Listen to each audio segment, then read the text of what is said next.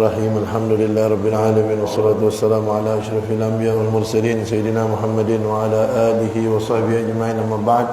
Faqala al-musannif Sayyid Ali bin Abbas al-Maliki rahimahullah ta'ala nafa'ana bihim wa jami' masyayikhina nafa'ana bihim wa bi'ulumihim wa bi'ulumi masyayikhina wa bi'ulumi al-ulama'il 'amilin fid darain amin. Bismillahirrahmanirrahim. Hadirin hadirat yang dirahmati Allah, malam ini kita malam masuk 1 Rajab, ya, malam 1 Rajab kan? Benar. Maka Allah SWT berfirman di dalam Al-Quran, A'udzubillahi minasyaitonir rajim, Inna iddatash syuhuri 'indallahi 12 syahran fi kitabillahi yawma khalaqas samawati wal ard minha arba'atun hurum. Kata Allah, sesungguhnya jumlah bilangan bulan-bulan di sisi Allah itu ada 12 bulan di dalam kitab Allah. Ketika Allah menciptakan langit-langit dan bumi, di antara 12 bulan itu ada 4 bulan namanya bulan hurum, yang kita kenal dengan al-ashhurul hurum. Firman Allah dalam Al-Quran, Muharram, Safar, Rabiul Awal, Rabiul Akhir, Jumadil Awal, Jumadil Akhir, Rajab, Sya'ban, Ramadan, Syawal, Dzulqa'dah, Dzulhijjah. Ada 12 bulan kata Allah. Di antara 12 ini ada namanya 4 bulan namanya al-ashhurul hurum. 4 bulan yang dimuliakan oleh Allah Ta'ala. Tapi tentunya yang paling mulia itu bulan Ramadan. Setelah bulan Ramadan ini 4 bulan. 3 urutan, yang 1 terpisah. Yang urutan itu Dzulqa'dah, Dzulhijjah, Muharram. Kemudian Rajab. Nabi Muhammad tidak dilahirkan di bulan Ramadan, tidak dilahirkan di 4 bulan yang mulia ini. Tapi beliau dilahirkan di bulan Rabiul Awal. Kenapa? Agar bulan Rabiul Awal menjadi mulia dengan Nabi Muhammad. Kalau Nabi Muhammad dilahirkan bulan Ramadan, berarti Nabi Muhammad mulia karena bulan Ramadan. Kalau Nabi Muhammad dilahirkan di bulan-bulan yang 4 ini, Dzulqa'dah, Dzulhijjah, Muharram, Rajab, berarti orang bilang nanti, oh, Nabi Muhammad lahir, berarti beliau mulia karena bulan lahirnya. Tapi ini tidak. Rabiul Awal yang bulan biasa-biasa saja menjadi ditunggu-tunggu orang. Karena apa? Karena dilahirkan di dalamnya Nabi Muhammad. Jadi bulan Rabiul Awal menjadi bulan dambaan orang karena di dalamnya dilahirkan Nabi Muhammad. Jadi Rabiul Awal menjadi mulia karena dilahirkan Nabi Muhammad. Jadi agar kesannya tidak Nabi Muhammad mulia karena bulan itu, tapi bulanlah menjadi mulia karena Nabi Muhammad. Segala sesuatu yang berkaitan dengan Nabi Muhammad jadi mulia. Nah, di antara 4 bulan ini bulan Rajab.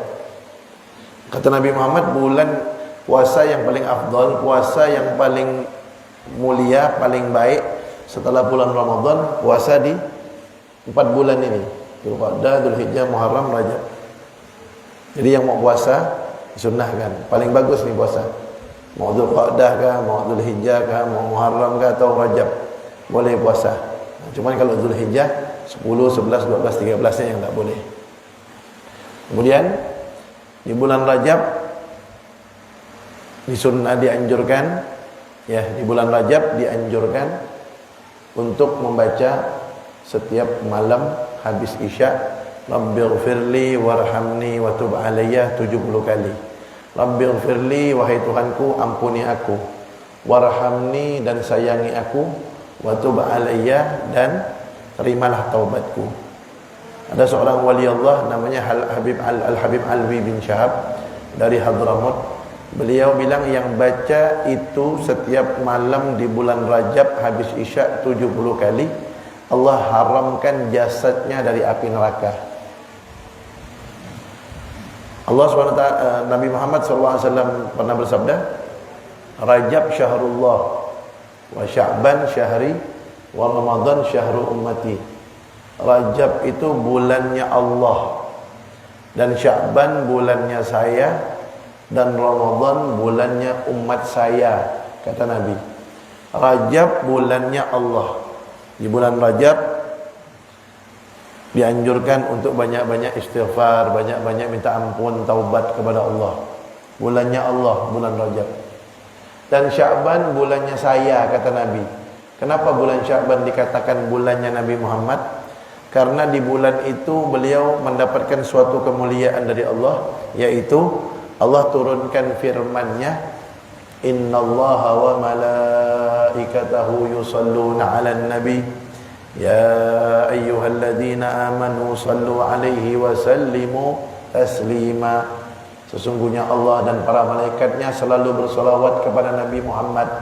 Hai orang-orang yang beriman, solawat dan salamlah kepada Nabi Muhammad. Jadi ini kemuliaan.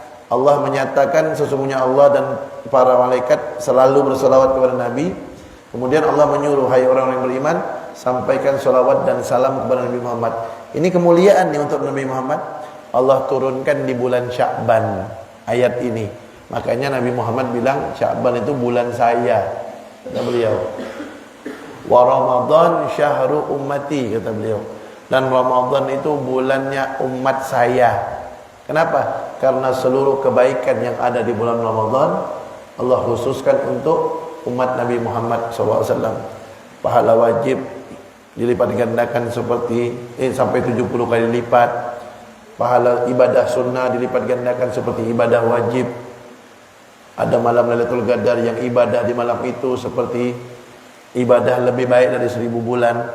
Itu semuanya yang Allah berikan di bulan Ramadan. Allah limpahkan rahmat, ampunan, pembebasan api neraka khusus untuk umat Nabi Muhammad. Makanya beliau bilang Ramadan bulannya umat saya, kata beliau.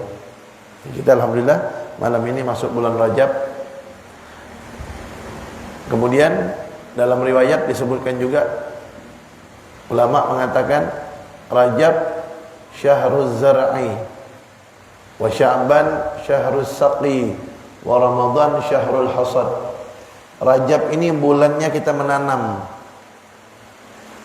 Sya'ban bulannya kita menyirami tanaman kita dan memberi pupuk.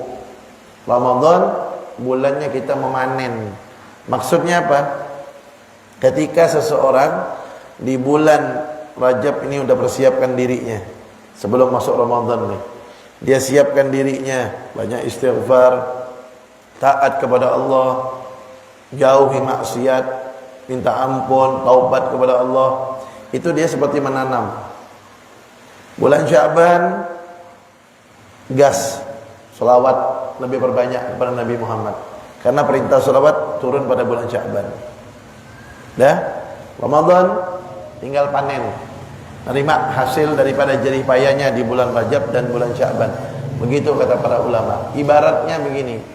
Ibaratnya ini bulan Rajab Sya'ban nih, kita siapkan kontainer kita, kontainer siapkan. Bannya periksa. Boxnya kosongkan. Siap untuk mengambil pahala dari Allah. Sehingga ketika masuk bulan Ramadan, itu kebaikan, keberkahan, pahala yang banyak siap kita masukkan ke dalam kontainer kita untuk kita bawa. Bawa ke mana? Bawa menuju alam kubur dan alam akhirat. Mulai sekarang nih siapkan. Jangan tiba-tiba masuk bulan Ramadan tidak ada persiapan, apa yang mau dipanen? Tidak ada yang mau diambil nanti. Makanya kata ulama dari mulai sekarang nih, dari mulai bulan Rajab ini, perbanyak istighfar, perbanyak taubat, perbanyak taat, perbanyak kebaikan, jauhi perbuatan maksiat, sehingga beruntung dia nanti setelah dia keluar dari bulan Ramadan betul-betul mendapatkan hasil yang maksimal dari Allah Subhanahu wa taala. Banyak-banyak istighfar. Apalagi zaman sekarang nih, musibah, bencana sudah banyak turun. Itu semuanya karena perbuatan dosa.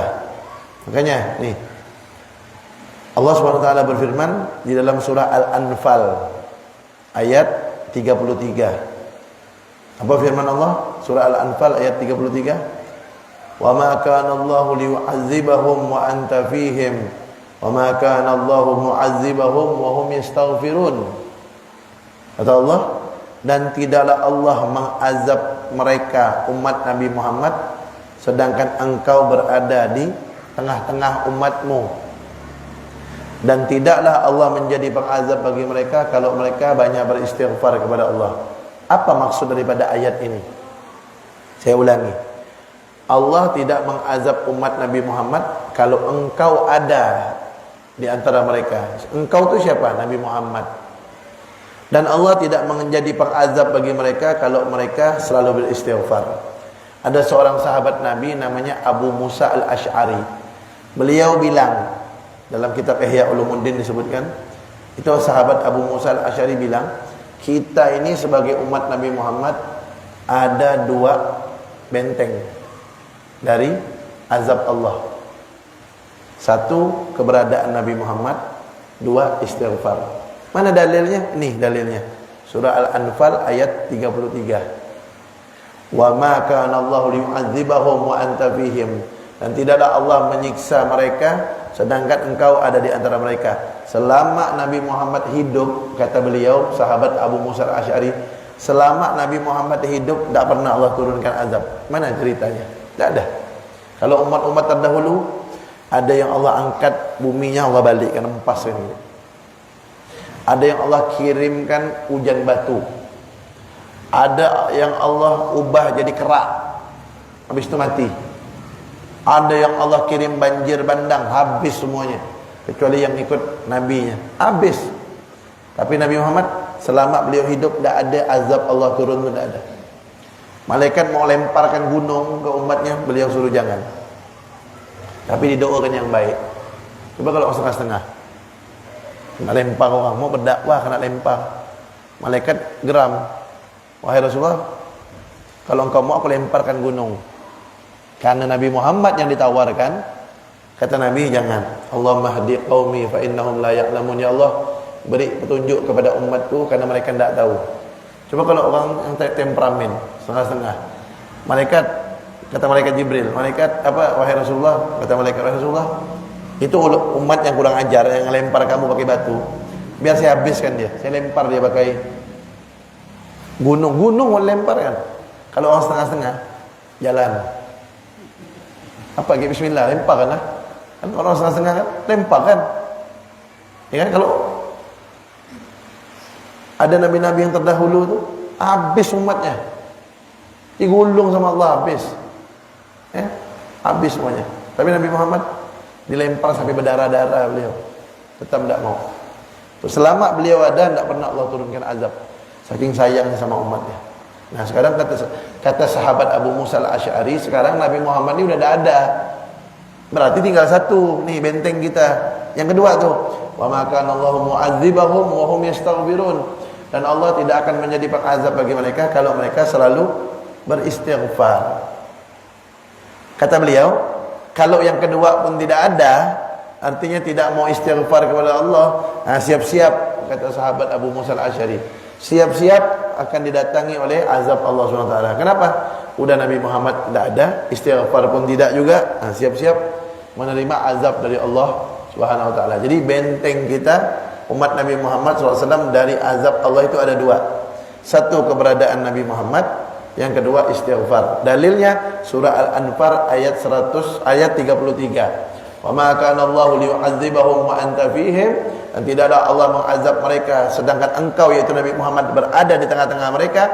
Wa ma kana Allahu mu'adzibahum wa hum yastaghfirun.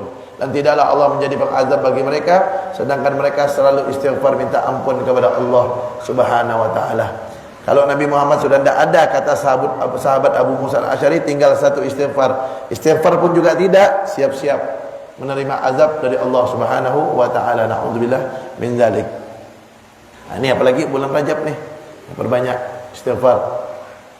Di dalam hadis yang lain Nabi Muhammad SAW pernah bersabda, "Man lazimal istighfar ja'alallahu lahu min kulli hammin faraja wa min kulli dhiqin makhraja wa razaqahu min haitsu la yahtasib."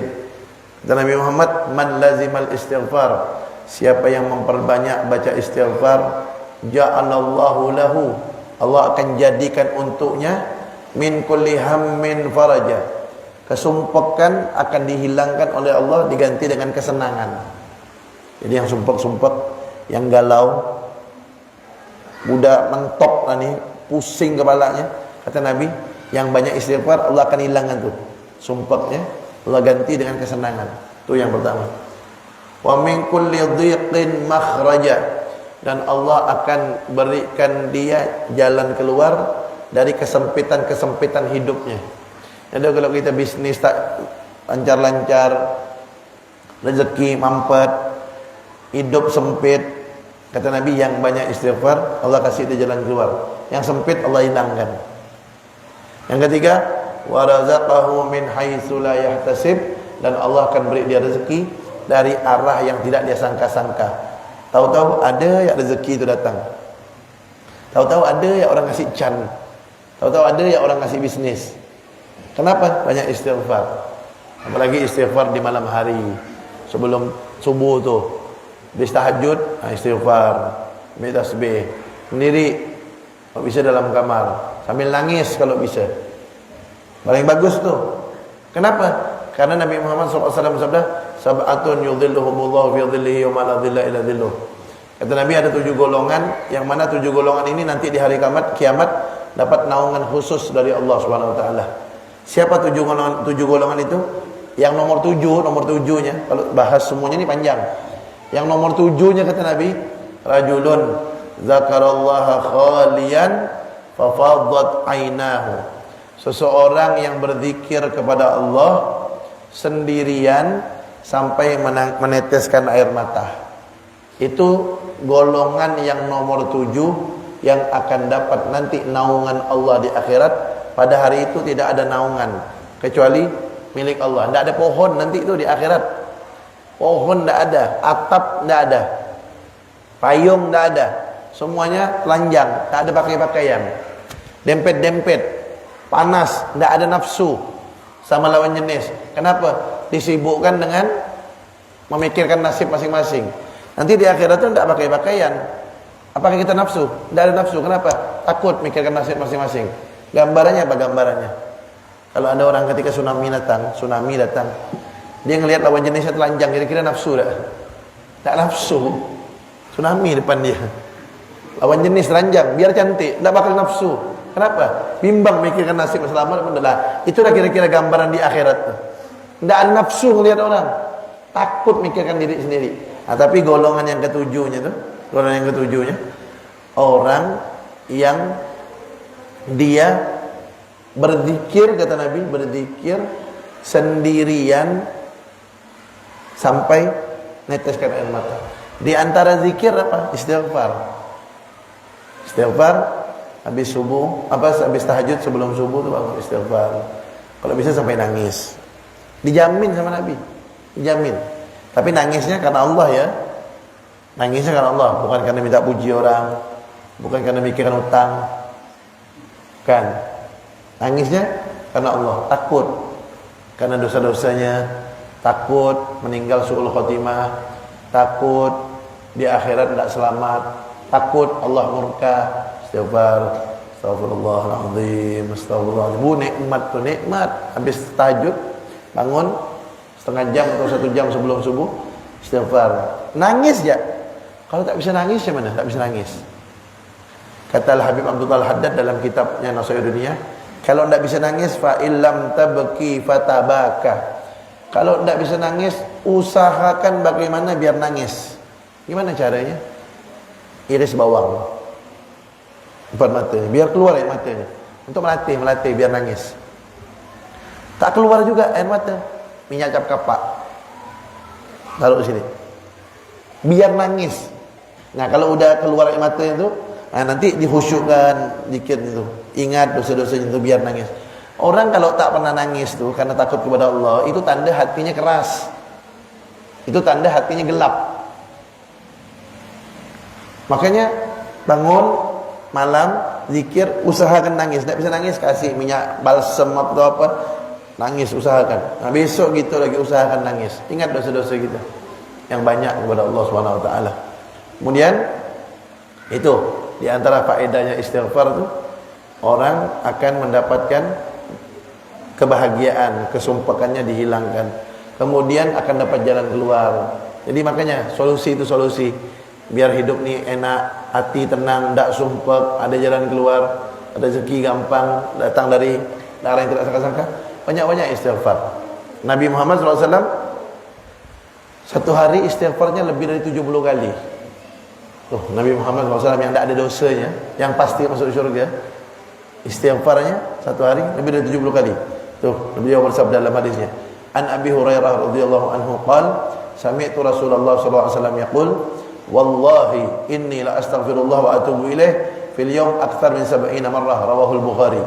Dari sahabat Abu Hurairah radhiyallahu anhu, beliau berkata, saya mendengar, kata Abu Hurairah, saya mendengar Rasulullah sallallahu alaihi wasallam bersabda, wallahi, demi Allah, kata Nabi. Nabi itu kalau ngomong tidak pakai demi Allah pun kita percaya. Nabi yang ngomong soalnya. Tapi ini beliau pakai demi Allah. Saking beliau tu mau meyakinkan umatnya, demi Allah, kata beliau. Inni la astaghfirullah wa atubu ilaih. Sesungguhnya, kata beliau, pakai kalimat sesungguhnya lagi untuk menguatkan. Sesungguhnya saya ini minta ampun kepada Allah fil yawm, setiap hari, aksar min 70 marrah, lebih dari 70 kali. Orang yang pasti masuk syurga, pintu syurga tidak bakal dibuka kecuali kalau beliau dulu yang masuk. Di pintu-pintu syurga ada nama beliau, la ilaha illallah Muhammadur Rasulullah. Tidak ada dosanya, surganya paling tinggi. Tapi tiap hari istighfarnya lebih dari 70 kali. Kita ni masuk surga belum tentu. Jangankan nama kita di surga, masuk surga belum tentu. Ya kan? Dosa sudah pasti banyak, ibadahnya belum tentu diterima, tak mau istighfar gitu. Makanya banyak istighfar. Istighfar untuk kita juga. Kita istighfar yang dapat kebaikannya kita juga. Istighfar. Ini kesempatan di bulan Rajab, taubat. Banyak-banyak maksiat kita dulu, kita banyak maksiat. Adalah sekarang lah ni untuk kita berubah kepada Allah, hijrah ke jalan yang diridhoi oleh Allah SWT. Sekarang ni apa sekarang ni kalau kita tengok-tengok ni, banyak-banyak orang mati mendadak. Ya, meninggal mendadak banyak sekarang. Tahu-tahu sakit sebentar, jalan meninggal. Apa yang mau kita bawa? Apa yang mau kita bawa? Orang meninggal dunia itu seperti orang yang naik kapal. Ketika orang naik kapal perjalanan jauh, tidak ada bekal, sengsara dia di tengah perjalanan. Begitu juga orang yang masuk ke dalam kubur. Kalau dia tidak ada bawa bekal, sengsara di dalam kuburannya. Nah, bekal apa? Mungkin kita renungan ini bekal apa ni yang mau kita bawa ni menghadap Allah Subhanahu Wa Taala ni. Renung-renungkan bekal apa kita. Karena orang yang pintar tu, kata Nabi, orang yang pintar itu al-kayyis man dana nafsahu wa amila lima ba'dal maut. Orang yang pintar itu adalah orang yang introspeksi diri, ngoreksi dirinya apa yang sudah dia buat. Tidak sombong dengan kebaikannya, tidak sombong dengan apa yang dia miliki. Itu ciri orang pintar yang pertama, kata Nabi, man dana nafsahu, orang yang selalu ngoreksi dirinya, tidak merasa sombong dengan apa yang dia lakukan dan apa yang dia miliki. Yang kedua, tanda orang pintar, wa amila lima ba'dal maut, nih, beramal untuk bekal setelah meninggal dunia. Beramal untuk bekal setelah meninggal dunia. Apapun profesi kita, jangan sampai begitu dengan beramal untuk bekal setelah meninggal dunia, yang kerja lalu tak mau kerja pula. Tak usah kerja tapi nak mati ke apa? Malas tak kerja. Jangan. Kerja tetap kerja. Cari duit banyak-banyak, sumbang masjid, tumbang pesantren, kan buat bekal kita setelah meninggal dunia tu. Tidak putus lagi, tidak putus tu amal jariahnya. Yang bisnis, yang pengusaha, cari duit banyak-banyak, tabung. Sering saya katakan, salah kalau orang mengatakan duit tidak bisa bawa mati, itu salah. Duit itu bisa dibawa mati. Cari duit banyak-banyak, sumbangkan, masukkan ke masjid, masukkan ke pesantren, panti asuhan, madrasah, apalagi misalnya wakaf tanah kuburan, wakaf Al-Quran, wakaf mukena, pokoknya sebarkan kebaikannya di mana-mana. Banyak-banyak masjid, tanam saham di mana-mana. Peninggal, itu ikut sama dia semuanya tuh sedekahnya, ikut ke kuburan, ikut di akhirat. Ya, yang punya jabatan dengan jabatan tanda tangannya, rebut tuh jabatan. Yang bisa rebut jadi DPR, jadi pejabat, rebut. daripada penjahat yang ngambilnya. Bagus orang-orang soleh. Nah, buat peraturan yang memaslahatkan umat, mudahkan untuk izin-izin tempat-tempat ibadah, tempat-tempat kebaikan, mudahkan. Jadi amal dia tuh. Yang punya ilmu dengan ilmunya, yang punya ide dengan ide, yang punya harta dengan harta. Jangan ada ilmu tak ada harta tak ada mau disumbangkan. Nak masuk surga, buat surga seorang-seorang. Ilmu tak ada, ibadah bolong-bolong. Ada duit simpan, tak mau disedekahkan. Terus nak masuk surga gitu. Nak masuk surga sama Nabi Muhammad pula tu, tanpa hisap begitu minta tu. Nyaman benar. Allah berfirman dalam Al-Quran begini. Ini perhatikan nih. Apa firman Allah dalam Al-Quran? Innallaha ashtara minal mu'minina anfusahum wa amwalahum bi anna lahumul jannah. Apa kata Allah? Innallaha, sesungguhnya Allah, ishtara, membeli, minal mu'minin, dari orang-orang yang beriman, anfusahum, jiwa mereka, wa amwalahum, harta-harta mereka. Innallaha ishtara minal mu'minina anfusahum wa amwalahum bi anna lahumul jannah. Sesungguhnya surga untuk mereka. Jadi maksudnya sesungguhnya Allah tuh beli dari orang yang beriman. Apa yang dibeli Allah? Anfusahum. Innallaha, sesungguhnya Allah, ishtara, membeli minal mu'minin, dari orang beriman, anfusahum, jiwa mereka, wa amwalahum, dan harta mereka, bi anna lahumul jannah, sesungguhnya surga untuk mereka. Jadi Allah itu beli kepada kita jiwa dan harta. Allah beli pakai apa? Surga, kata Allah. Artinya kalau mau dapat surga, jual diri kita nih, jual sama Allah. Allah mau beli. Apa yang mau kita jual? Anfusahum, kata Allah, jiwa, wa amwalahum, dan harta. Kalau kita pergi ke pasar, kita mau beli jeruk misalnya, kita mau beli jeruk, tidak mungkin kita kasihkan duit kita kalau dia tidak kasih jeruk sama kita, kan gitu. Beli jeruk, ini duit, dia balaskan jeruknya. Nah, gambarannya itu begitu. Allah ini beli pakai surga. Ini Allah beli pakai surga. Allah akan kasihkan tuh surganya, kata Allah. Untuk siapa? Yang mau jual. Jual apa, kata Allah? Jiwa mereka. Artinya korbankan jiwa kita. Jiwa kita ini korbankan. Kemudian harta, kata Allah. Dua nih Allah minta. Kalau mau surga, dua. Jiwa, harta. Jiwa korbankan, waktu untuk agama. Ya minimal yang wajib-wajib laksanakan, yang haram tinggalkan. Bantu hamba-hamba Allah. Itu korban kan? Tenaga, pikiran, waktu. Kemudian harta. Nah, kalau udah dua ini dikorbankan, kata Allah, jiwa dan harta, baru Allah kasih surga. Berarti kalau tidak mau korban jiwa dan harta, Allah tidak berikan surganya. Jadi kunci itu jiwa dan harta harus dikorbankan. Nah, mulai sekarang nih malam pertama bulan Rajab, ayo sikit-sikit mulai kita korbankan nih jiwa kita. Apa contohnya korbankan jiwa itu? Minimal tuh subuh bangun. Nah, masuk surga bangun subuh Pak ya. Macam mana nak korbankan jiwanya? Bangun subuh untuk diri dia sendiri. Dia sholat tuh dia yang dapat kebaikan. Tak mau. Terus mau masuk surga gitu. Allah suruh korbankan tuh jiwa dan harta. Nah, korbankanlah. Nih, mulai malam 1 Rajab nih. Istighfar, sholawat, taat, jauhi maksiat, mulai latih. Masuk Ramadan panjang umur, sehat dan afiat, dapat kita semua kebaikan dan keberkahan yang Allah limpahkan di bulan Ramadan. Ajak istri kita tuh, ajarkan. Ini balik ke rumah nih, ajarkan. Tiap habis isya kita baca ya. Tiap habis isya baca tuh. Rabbighfirli warhamni wa tub alayya 70 kali. Ya, kata wali Allah Ali bin Syahab, yang baca itu bulan Rajab tiap malam habis isya, Allah haramkan jasadnya untuk dimakan api neraka. Nah, baca tiap malam, ajarkan anak istri di rumah. Wallahu a'lam bishawab. Kita dengarkan azan dulu.